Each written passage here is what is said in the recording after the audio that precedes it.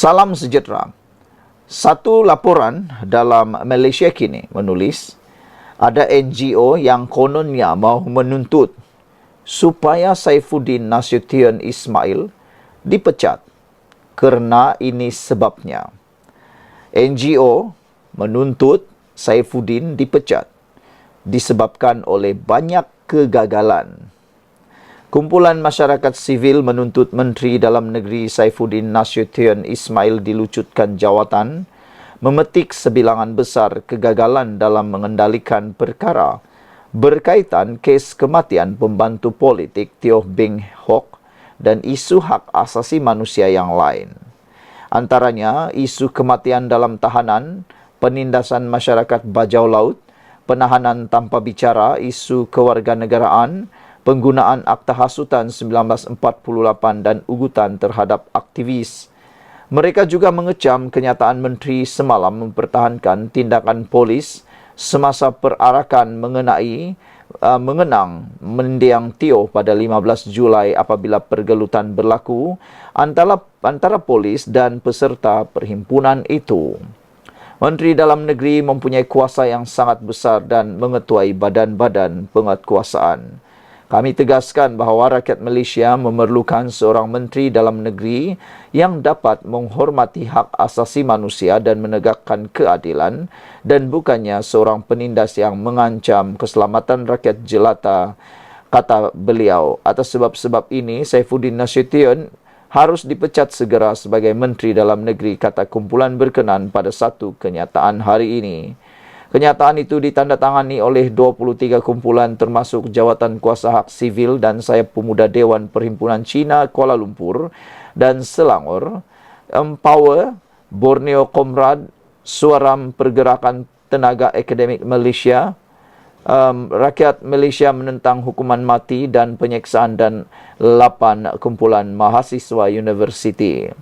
Mereka berkata Saifuddin telah gagal mengarahkan siasatan kes pembunuhan walaupun Mahkamah Rayuan mendapati pada tahun 2014 bahawa kematian Teo pada 2009 disebabkan oleh seseorang atau beberapa orang yang tidak dikenali termasuk pegawai SPRM. Sebaliknya, polis telah menyiasat kematian Teo sebagai kes kurungan yang salah. Dalam jawapan Parlimen, Saifuddin berkata, kertas siasatan telah diserahkan kepada Jabatan Peguam Negara untuk tindakan lanjut.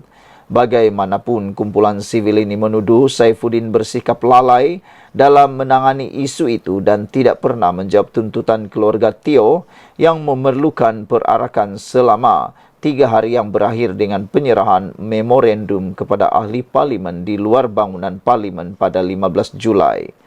Keluarga Teo tidak memerlukan belas kasihan daripada Menteri tetapi satu tindakan tegas dan cekap dalam siasatan PDRM dalam kes kematian Teo Beng Hock. Perbualan atau permohonan maaf secara persendirian sememangnya tidak bermakna kepada keluarga Teo selepas 15 tahun dan terutamanya PH kini telah memegang kuasa eksekutif, kata mereka.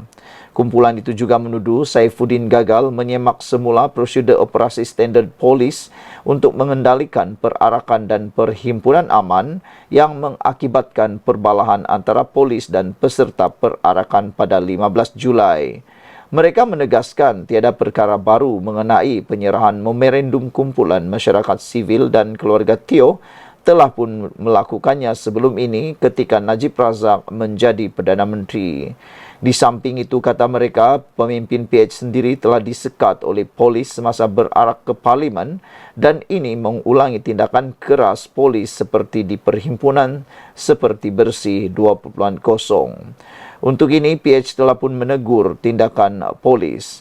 Sebaliknya, ketika mengulas pertelingkahan pada 15 Julai lalu, Saifuddin semalam berkata, dia bersimpati dengan apa yang menimpa Teo, tetapi polis hanya menjalankan tugas menjaga ketentraman awam. Tidak kira penyerahan memorandum di luar pagar parlimen ataupun himpunan Bersih 2.0 adalah satu amalan demokratik yang patut diraihkan, malah hak berhimpun secara aman di bawah perlembagaan persekutuan patut dihormati dan bukan dizalimi. kerajaan Madani terutamanya yang diketuai reformis patut lebih progresif untuk memudahkan perarakan atau himpunan aman dan bukan sebaliknya, kata kumpulan itu. Kumpulan itu juga berkata pendirian dan tindakan balas Saifuddin terhadap isu Teo Beng Hok dan hak asasi yang lain hanya mengekalkan status quo dan mengabaikan cadangan oleh kumpulan masyarakat sivil dan komuniti yang terjejas. Beliau hanya menunjukkan keangkuhan seorang pemerintah dan melaksanakan sesuatu mengikut kehendak hati dan kepentingan politik diri sendiri sahaja, kata mereka. Ia bercanggah kepada nilai Malaysia Madani yang sepatutnya bersikap keterbukaan dan mengutamakan kepentingan rakyat jelata, kata kumpulan itu lagi. Beberapa komen daripada netizen kata, "Hoi, NGO, kau orang ingat mentadbir negara macam beli ikan di pasar kah? Konon nak menuntut kebebasan lebih-lebih.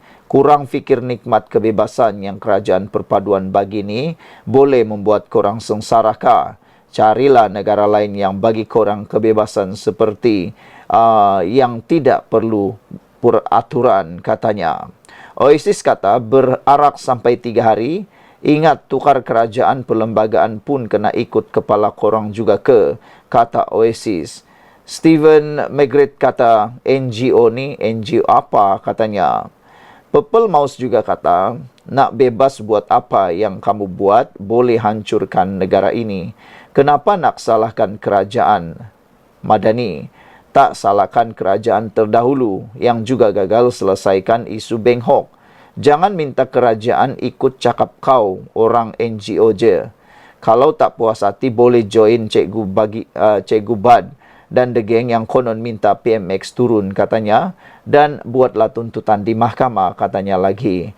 Saudara-saudara sekalian, tuntutan daripada NGO ini yang mahu supaya Saifuddin dipecat adalah tindakan yang tidak sepatutnya berlaku. Ramai juga netizen yang tidak bersetuju dengan tuntutan NGO ini kerana kata mereka seakan-akan NGO ini sebenarnya ditunggang oleh orang politik, ada kepentingan, kata mereka. Selain daripada itu, ada juga yang mengatakan bahawa kerajaan sebenarnya sudah melakukan yang terbaik. Kalau nak segala-galanya diikuti, itu adalah hampir mustahil. Dan tindakan polis untuk menyuraikan himpunan itu adalah tindakan yang tepat, kata netizen. Kerana kalau tidak, ia juga boleh memudaratkan negara. Jangan sampai dijaga 2-3 orang yang 3 juta pula hancur, kata mereka. Perlunya memikirkan majoriti berbanding minoriti. Walau bagaimanapun, kita juga mahu supaya apa yang dituntut itu dapat difikirkan semula. Sekian untuk kali ini. Jangan lupa tinggalkan komen anda, tekan butang subscribe. Bye-bye.